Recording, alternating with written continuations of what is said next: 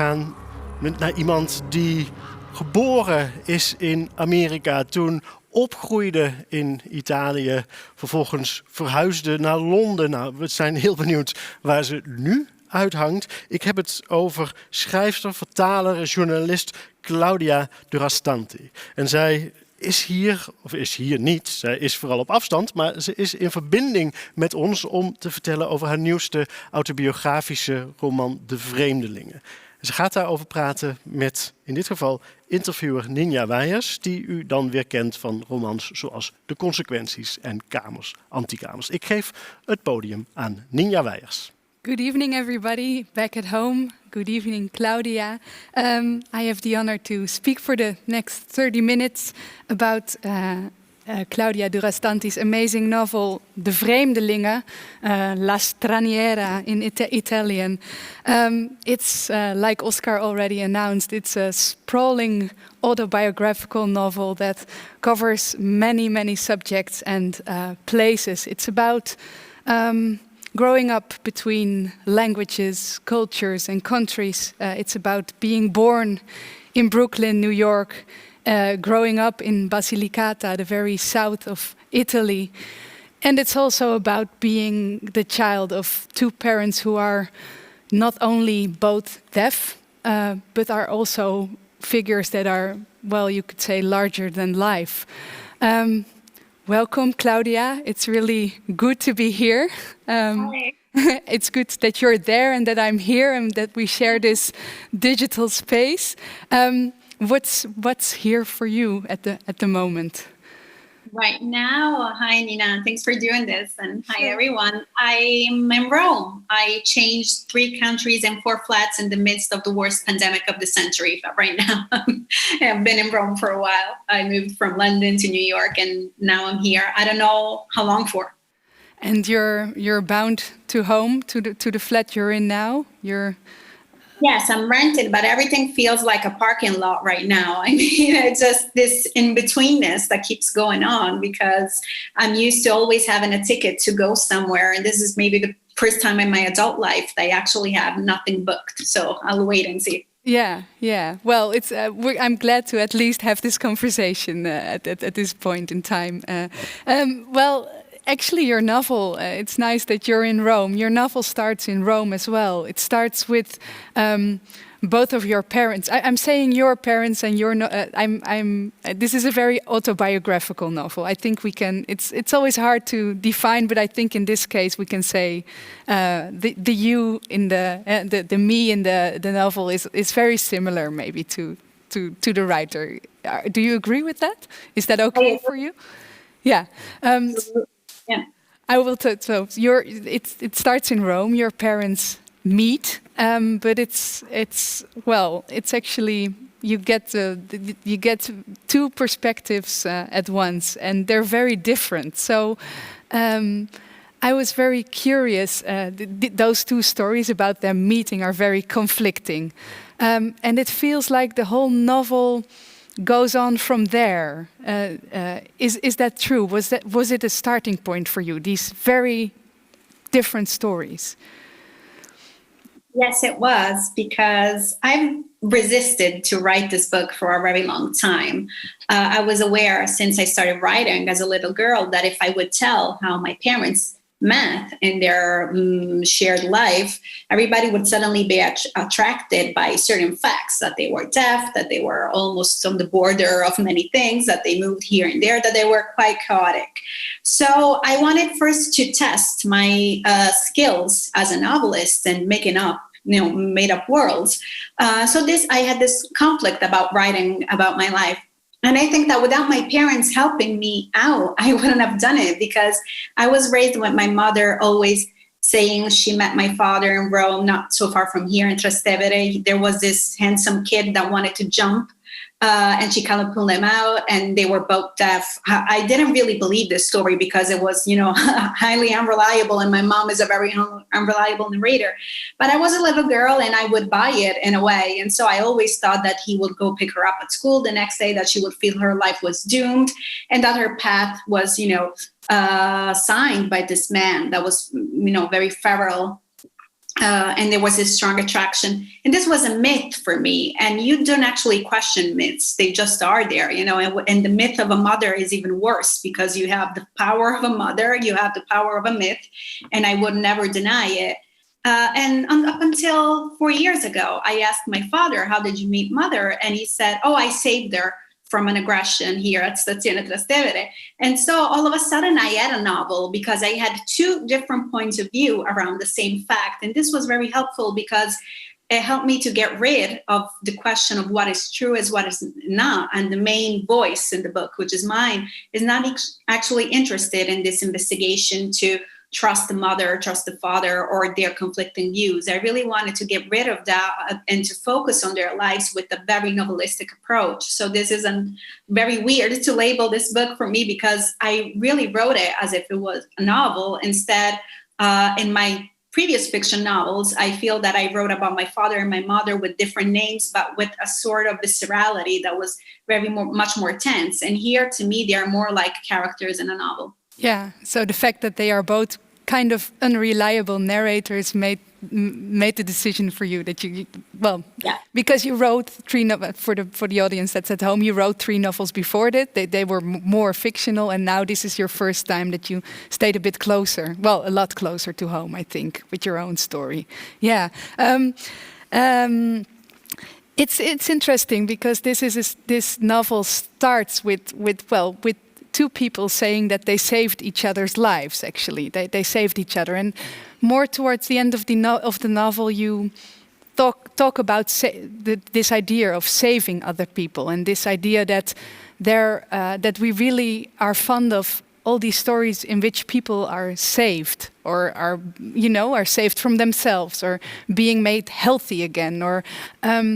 So I read the novel as as a sort of refusal as well to write one of those savior stories. Would you agree, or is that a very wrong reading? Thanks for the question. It's interesting because in the book, I argue that we are surrounded by narratives of saving each other or how to save yourself. And this has become, a very targeted market in the book industry, for example. And I also was suspicious of memoirs or nonfiction novels, whatever you want to call it, where you actually end up liking the character a lot at the end because the character overcame so many struggles, and there's this trauma, and there's growth from trauma. And I really wanted this to be a book that is non-linear in time, is non-linear in space, right. And it's also non-linear in the way it perceives growth. And this is maybe helpful when I speak about the love relationship I have and I had, which starts when I was very young. And so we have this idea that the more we go on, the more we change, and the more we get, mature all later in life. To me, it was a reverse explosion in a way. I feel that I got more and more unloaded with weight or with baggage as much as the character goes along and I go along. There's this mix between me and the character in the book. And so I wanted really to recodify in a way the way we understand maturity and getting better compared to certain stages. I don't believe we follow certain stages. The path is pretty much like the path of a dream in a way. This is why the book has this kind of structure, which is close to horoscopes and constellations. Yeah, that's it. And I think it's a very nice contrast because when you open your book and you see that it's divided on all these parts, and these parts are actually very neat. It's family, traveling, health, work and money. What is it? Love. And then the last part is, what is your zodiac sign? And I read it as such an irony, because it seems like when you open the book, it seems like somebody is maybe going to portray this very neat, this life that is very well organized in different parts. And then you have these chapters that have titles like youth, childhood, marriage. And when you're reading it, it's crossing all these boundaries all the time. Did you intentionally play with this sort of self-help, sort of travel guide jargon? Was that on your mind? It comes from the form that my mother uses for self-help, which is horoscopes.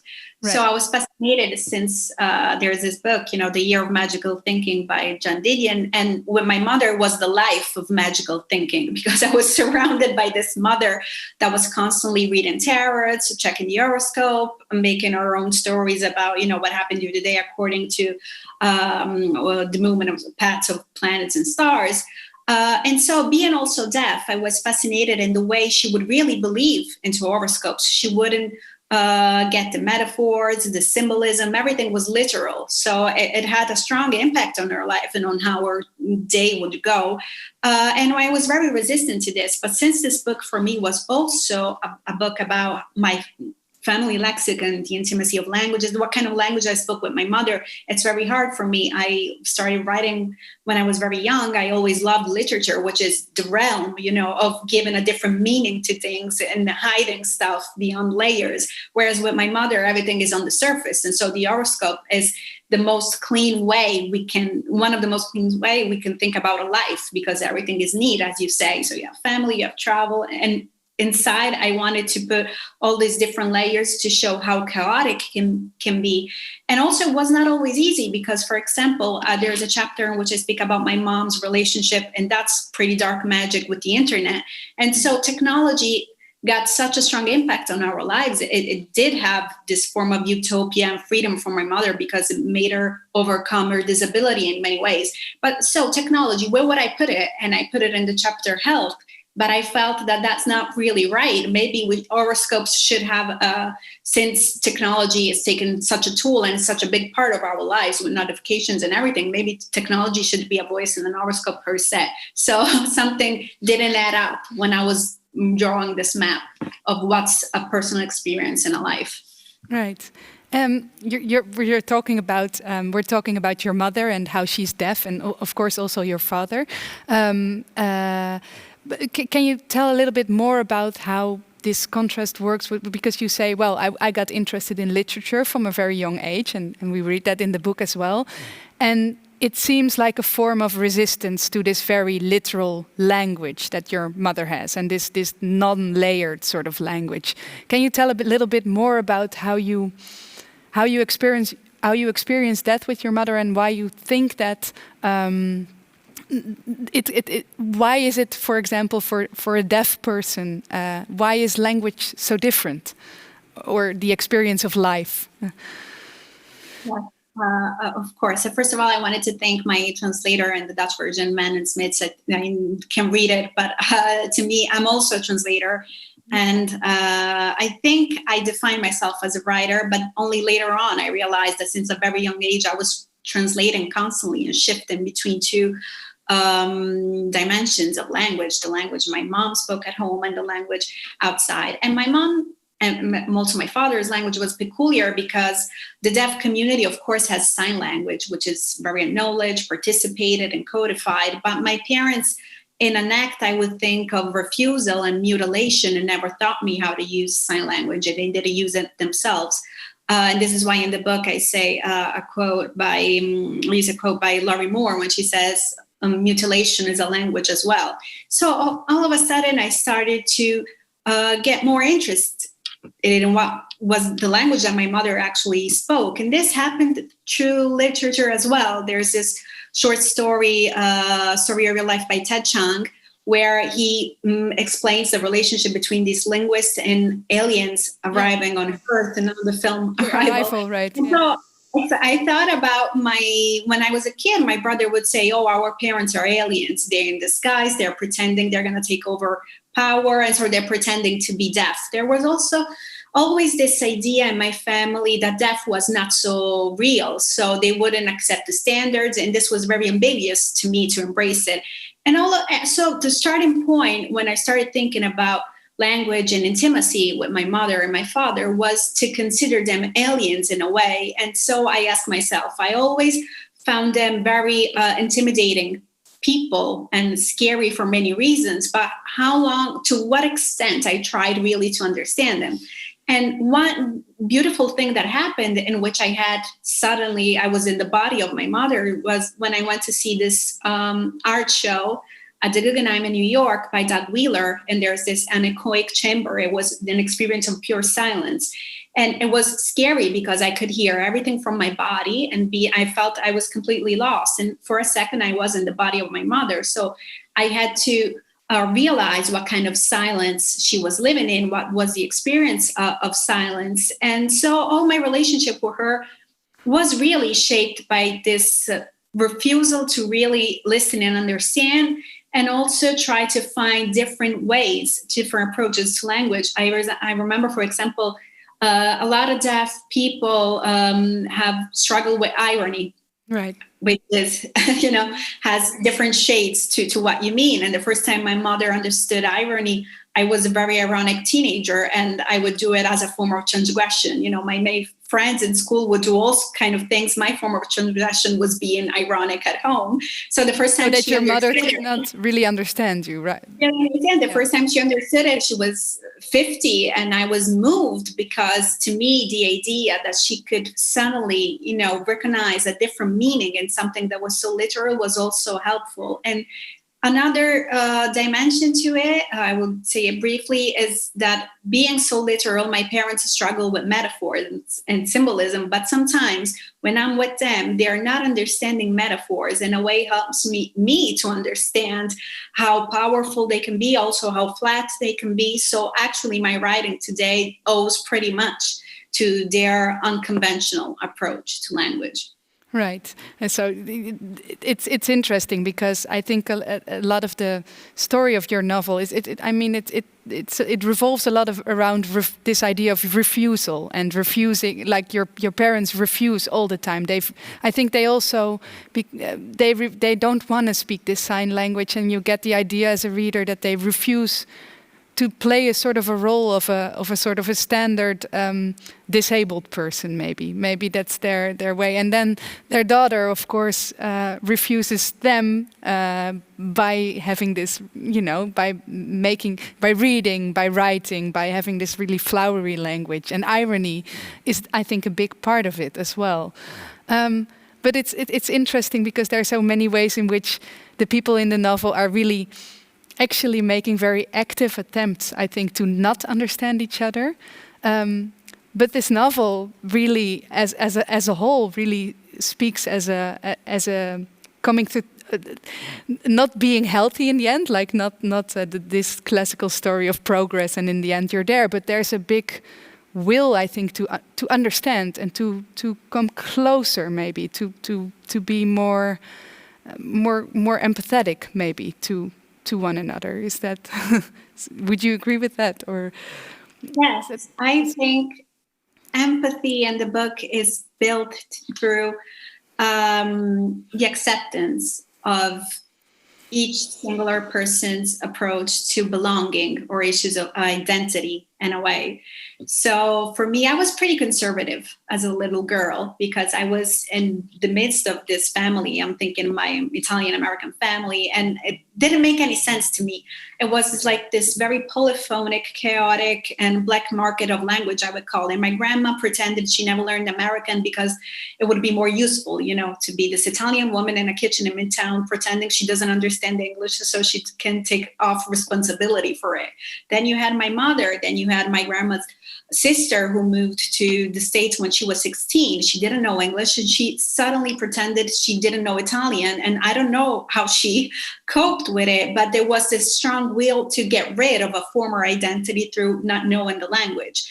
And so, and also this is on another side about my mother's father.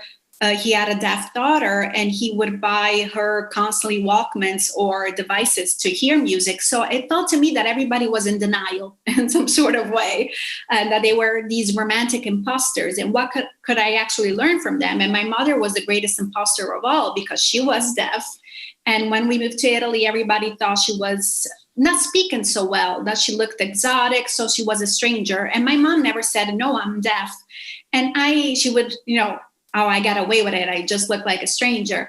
And I didn't fully understand this until I wrote the book, which was also to me a device to understand better the way we have this ambiguity with appropriating certain identities and discarding them. So the notion of strangeness or being a stranger itself, it's a beautiful word. I do embrace it as long as I choosing to do so, as long as it's me.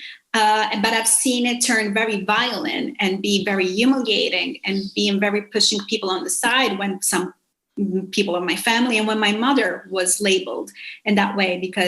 And this is why, to me, also in the book, it's not using the genealogical tree as a metaphor, as many family sagas do, because when we think about identity in terms of roots can be, pulled away so easily. There's a violent dimension in the idea of roots that I don't acknowledge anymore. So this is why all the people I describe in the book, to me, work more like spores, like these biological entities in the atmosphere. They're there, they belong there, but sometimes they're invisible. And so I think there's more freedom in this understanding of belonging, not belonging to a space and place. Yeah, and so you say this violence of these roots. That's something I think you and the person, the I in the novel, really experiences because, well, you were born in New York, and you were really just taken out of there. I think like when you were 6, and then you ended up in the very south of Italy, in a tiny village, and in a very different. Very, very different world. We have to talk, of course, a little bit more about this idea of being a stranger or an outsider. I wondered if is there an English translation for this novel as well, because maybe you should tell a bit about the title of the novel, because it's interesting. Yeah. We're still working on it. Yeah, it's going to have an American and an English edition. It's coming out, I think, in 2022. The translation is done, but the problem is that they're discussing the title because The Stranger, of course, was Albert Camus in the States. In England, it was translated as The Outsider, which I personally think works more for that book. The issue with The Stranger is the element of gender. I wanted to keep it. To me, it's so important that the book is called La Straniera, because it's a tribute to my mother. All the people who activated migrations in the book, I ended up knowing are the women of my family. So it was my grandmother, my mother, I did it myself, even my great-grandmother. And so to me, there's a loss if I lose the gender element. And regarding the Southern Italian part of my life, that was, since I read everything of a life in this book, also in terms of genre, that part is the Western sci-fi, where we kind of landed from the future, because New York in the early 90s felt pretty much the future, not so much right now, but in a way there was a wider gap, I would think, in time, pre-internet, everything you learned and absorbed. So there was a lot of longing for America in the little town I went, in my high school and my middle school.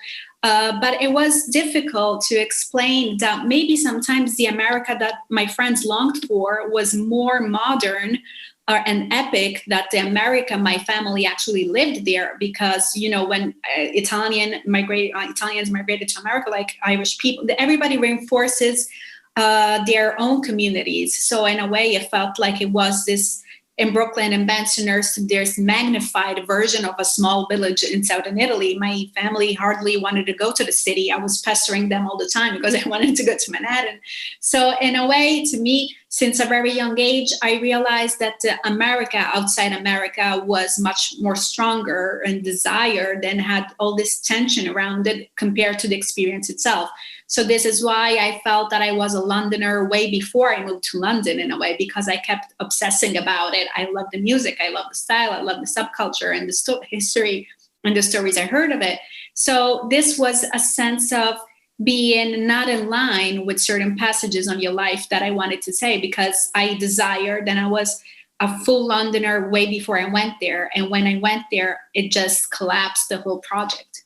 You did, yeah. And there's a quote from the book. I probably translated it horribly, but you said, "I moved to London for the wrong reasons, and now I had to learn how to live there." because you moved there as a, I don't know exactly how old you were, but as a adolescent, I think. No, it as a was a student. later migration, but I don't know. I think 27. It's still Right, a teenage the way we live it today. Yeah.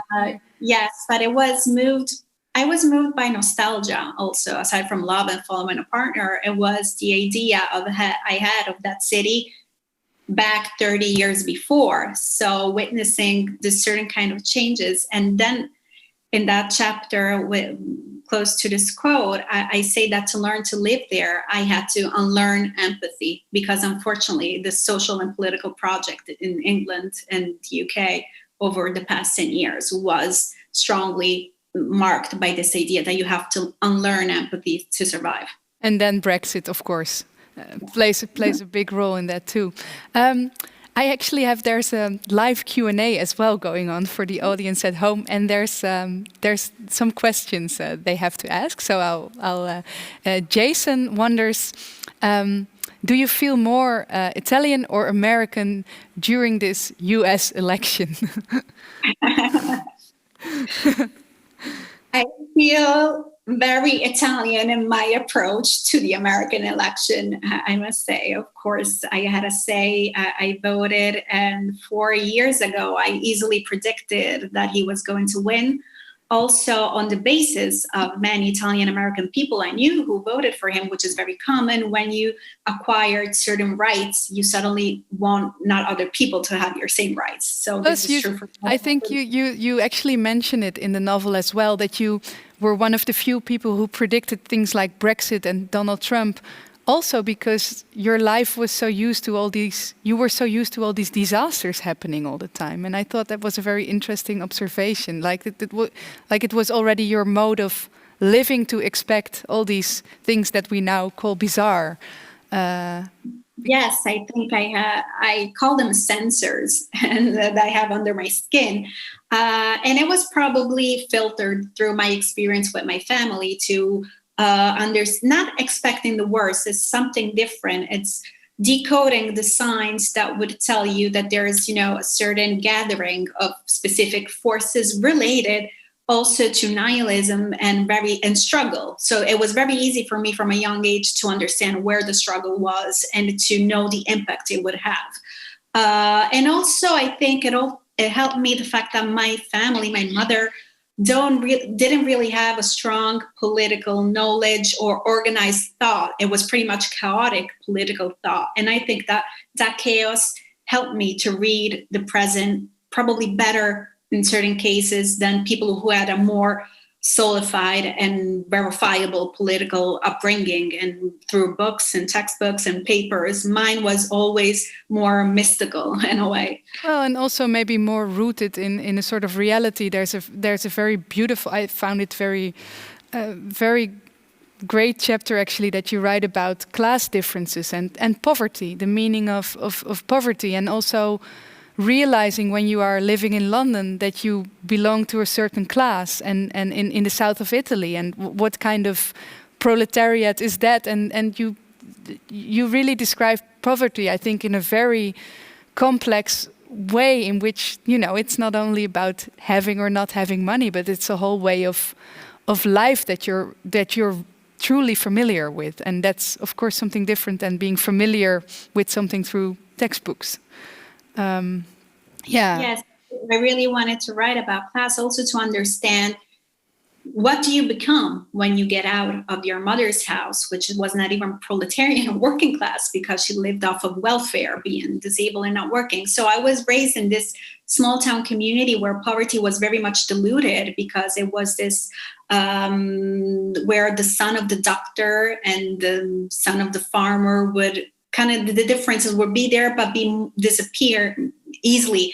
When I moved to college in Rome, all of a sudden I found out that I was lumpen proletariat and that the left, that's funny enough. When I met people from the left, hardcore people from the left, the elite, the intellectual, that's when I learned that I was poor, basically. So it was interesting because all these people that were really passionate about poverty were also labeling my poverty in many ways in magazines. Exactly. yes. No, and I mean that's a real, the poverty, you really described that poverty is not something you just, there's this hopeful story that once you have, you grow out of it and you leave it all behind. And, it's something that in a way is a part of you as well. I mean, it's really also rooted in you. Or maybe you're talking about sports more. I think maybe that's one of those things as well.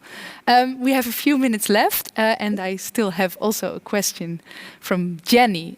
Jenny wonders, do you translate your own books with the Italian and English version?